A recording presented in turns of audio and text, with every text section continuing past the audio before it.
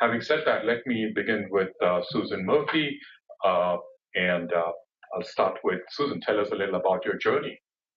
Okay, so I grew up in rural Louisiana. This is a relatively poor area of the States. Actually, I remember when our neighbors got a bath for a toilet. But I was very fortunate. I had a younger sister who was brilliant, and she passed me up in high school and then passed me again in college. And so what I learned really young was if you want to get anywhere, you got to work hard, because you're going to be around some really brilliant people, and you have to be able to compete. So then, of course, I found mathematics, which is the love of my life, and so that was great, worked out great for me. And I eventually ended up with a faculty position. I just had one last thing I think it's good to know if you're a junior faculty member. The first year, we all had to apply for grants. We applied for NSF grant. And I applied for 2 NSF grants. One was a fellowship to go to the Netherlands I was working mainly straight math at that time. I wasn't doing no data, that didn't come into my life. Anyway, and I applied for these 2 grants, and one of the grants was a standard NSF grant, and that standard NSF grant, I got the reviews back. And and you know, in statistics, we're not known for our social skills. So one of the standard reviews, the reviews of the standard grant came back, and they said, "I cannot believe this person was able to get a PhD."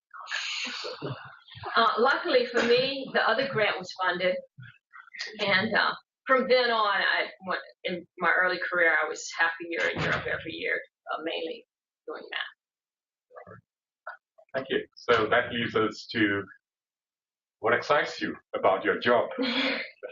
So what I really like to do is I like to be in a quiet place and focus and solve problems. That's what I like to do more than anything in the world. It's to be in a quiet place, focus, and solve problems.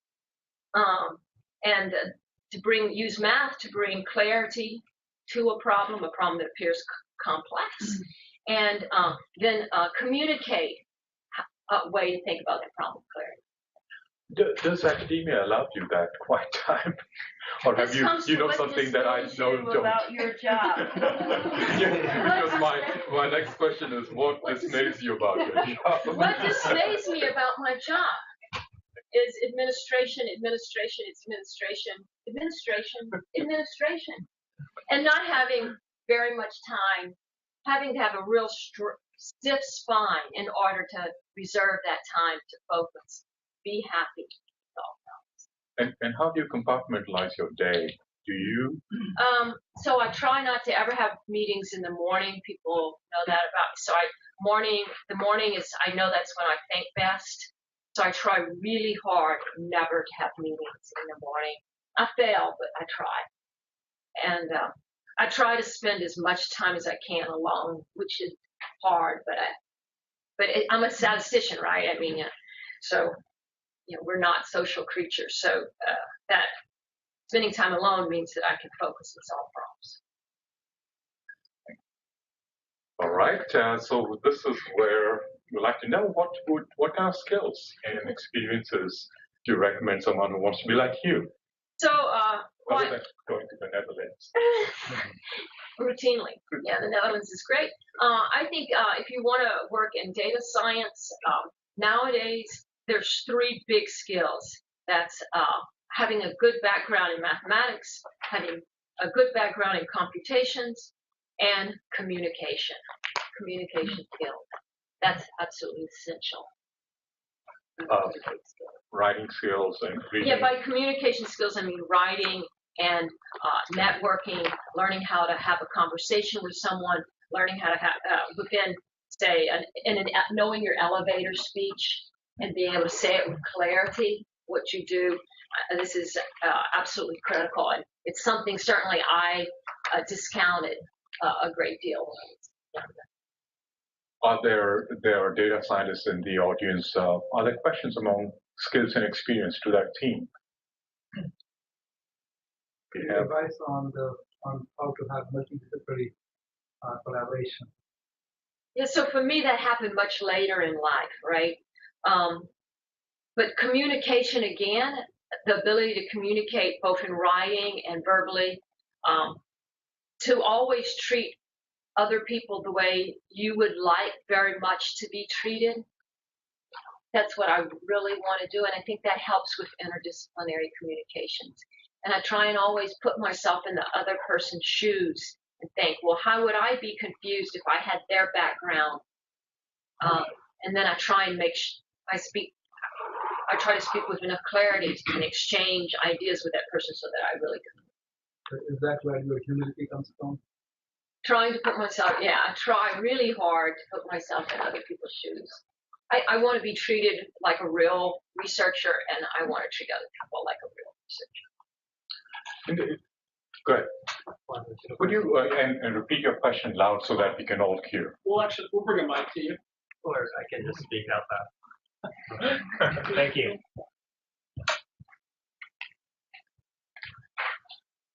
Hi, so I was wondering what makes you change your passion from pure mathematics or mathematical statistics to the real application data science? Yeah, so I think we all have to be aware of the way the world is changing. And I think it's going to change again, actually, within your career lifespan. But it was very clear to me that things were moving more in an statistics had really consolidated a lot of our principles of science, data science, and it was time now to go back into the real life and to really see, expose ourselves to real problems. And now we have new ways to measure data, which, Santosh is a leader in that field. And so all of a sudden, how do you think about principles again? It was very clear to me that was where it was going. And if you look at the really top-notch scientists in statistics nowadays, many of them run labs, and they're highly interdisciplinary. That said, I wouldn't be surprised at all if 10, 15 years from now, we see a revision back to theory, say within 10 years. Because we're poised now to, again, go back and say, well, what are the principles with which we're acting, with which we extract information from data? I could see that happen, say, 10, 12 years from now. So being able to change, being flexible.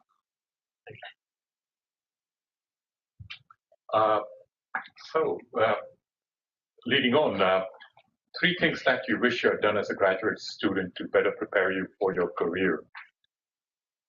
Yeah, if I were a grad student nowadays, I would really try, well, I'm thinking of a statistics grad student.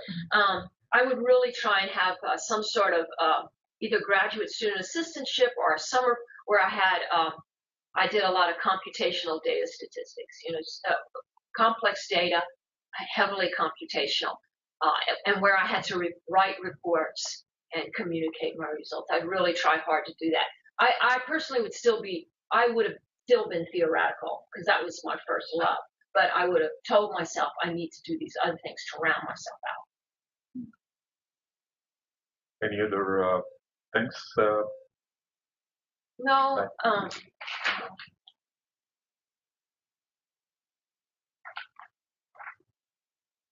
All right, then let us ask you about mistakes made, because that's where we learn the most.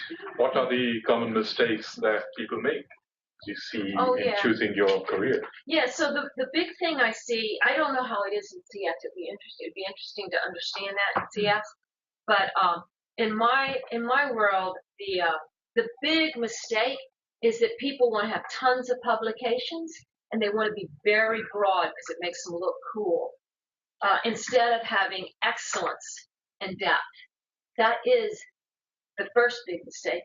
The second big mistake is because the reason why we're drawn to mathematics and data in general is we don't tend to be all that social.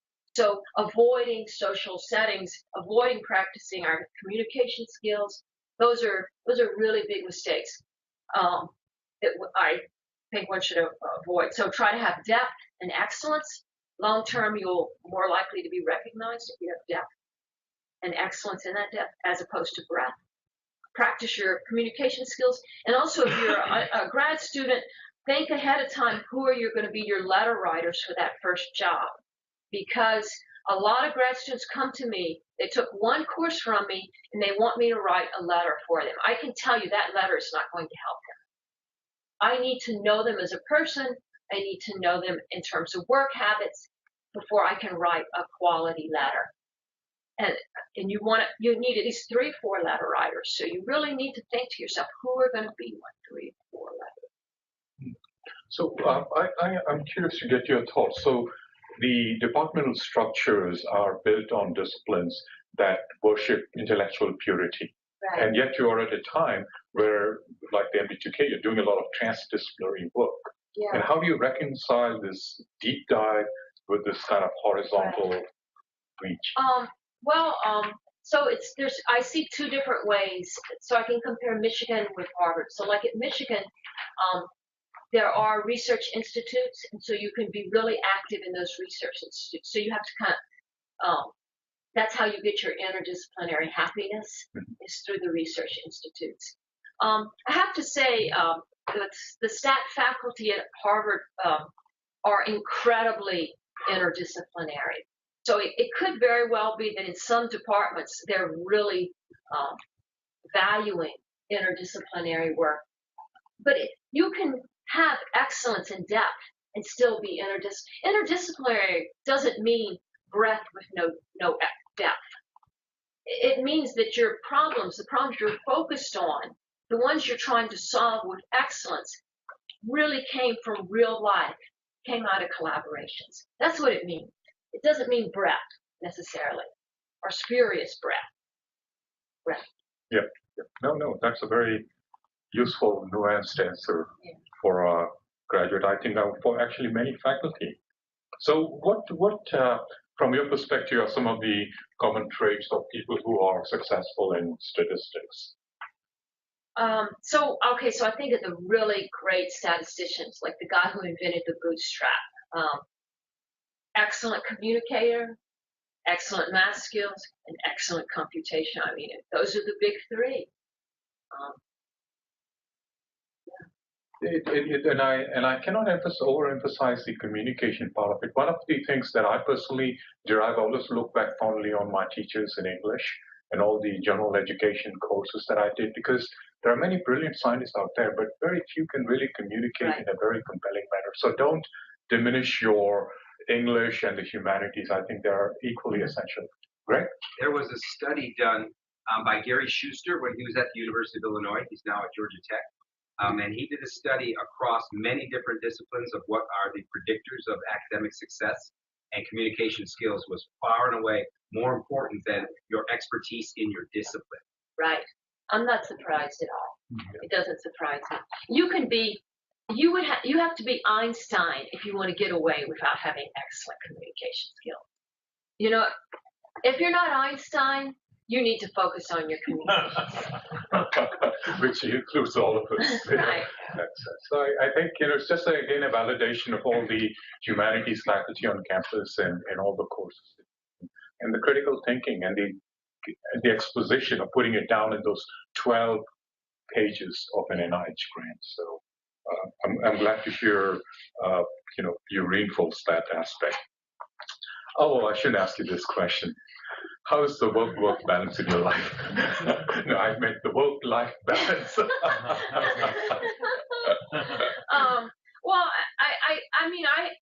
think work-life balance is something you choose, right? And so there are 24 hours in the day, and I know a lot of people who they're really bright, but they're pursuing something outside of work that's very important to them. For example, music. I see this quite often. And that's okay then. Their balance is shifted towards their life with having a good music kind of career. And I think that's perfectly okay. So it's becoming comfortable with the balance that you are choosing. And my goal is that when at this time in my life, I want to look back and I want to say, I did the best I could in choosing that work-life balance. It was the right balance for me.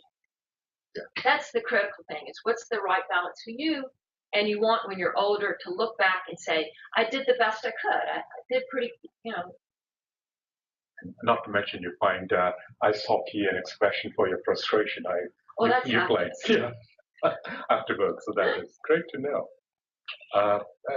It's a question, sometimes many of our grad students are older or they have spouses. And any insights about looking for jobs when you have a spouse?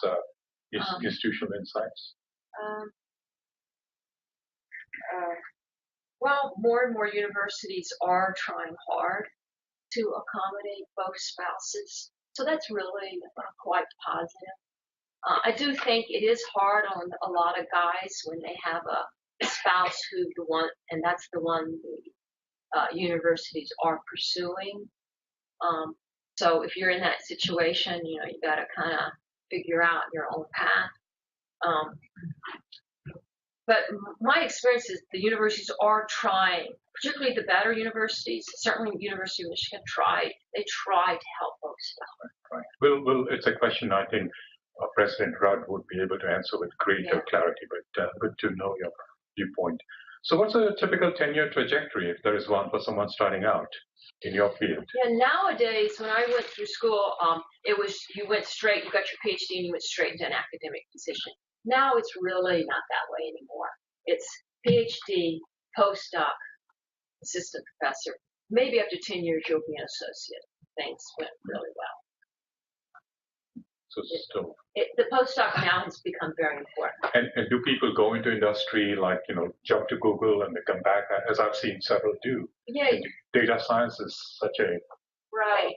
I think you have to go to you have to go to more of a think tank type. Like if you went to Google DeepMind, you might be able to come back. But if you go straight to, say, like a pharmaceutical or something, I doubt seriously you'll ever be able to come back. So in general, you'd have to go to more of a research kind of environment at in an industry position if you think you might want to come back. Now I see people leave academics and go into industry all the time. So the street tends to be a little bit more open one way as opposed to the other. Where do you see your field evolve in the next 10 years? So this is related to the question before. I think if you go back to statistics concerns the foundations of how we extract information from data. And so there's this whole eminent role of likelihood and efficiency and use of data. And these things now are completely being upended because of people like Santosh who produce these massive amounts of complex data. And you want to address important scientific questions. So how do we generalize our existing underlying principles for extracting information from data? The notion of the likelihood, the role of the likelihood, the role of efficiency. How do we generalize that? And are there new principles that we really need to be developing? And I think within, like I said, 10, 15 years, you're going to really see some pushes in that direction on the theory side. Because it's ripe. I mean, we know we have big example in RL. I'll just give you one example. In reinforcement learning, it's sequential decision making. Right now, you talk to the theoreticians. They all run around and pretend like the whole world is stationary. It doesn't change. You talk to anyone who does artificial limbs, RL and artificial limbs, or in more real-life robotics, and they set all the tuning parameters in exactly the wrong way you should if you're going to do theory. And why? Because they know the world's not stationary. So there's this enormous disconnect between theory and practice. Every time you see that, you know you're poised for theory coming. It has to follow real life eventually. I think we're going to see that. Now, I know you have to catch a plane, so I'm sorry I'm rushing through the questions, but what advice would you give to your 30-year-old self, looking back? What do you wish you had known? I guess I wish I would have known things can turn out okay. When I was 30, it was right when I was getting my first job, and I was very concerned about tenure. it was such a hard world. It seemed such a hard world to me, and all these people judging me continuously. Was I living up to their standards? All those faculty members in my department. So I was really, I don't know if it would have helped to tell me not to get so stressed out about it, but that's what I told myself. I don't know. Yeah. But this is a good time for you to ask your questions. We don't always have someone like Susan immediately accessible. This is a good time. Any of you data scientists or otherwise? This is a fairly specific question, but as the barrier between machine learning and statistics becomes increasingly permeable, will statistics departments consider faculty candidates that have published primarily or even exclusively in machine learning venues, say stats? Oh yeah, that's what's great about statistics. Actually, it's one of the many really nice aspects of statistics. Is we'll hire. We tried to hire at Michigan. We tried to hire a biophysicist who's doing a lot of data. He was innovative data science, but he was a biophysicist. We at University of Michigan, we had 3 computer scientists who joined the department. You'll see at Harvard. We have an economist in our department. So that's classic statistics. Is to welcome. If you're doing good data science and you're advancing that field, we tend to welcome whatever field you come out of. That is a hallmark of a stat department, actually. Any other questions? Susan, we'll let you go. I know we have a cab waiting for you. Yeah. Safe trip. Thank you for coming. Thank you for this opportunity. You're always welcome.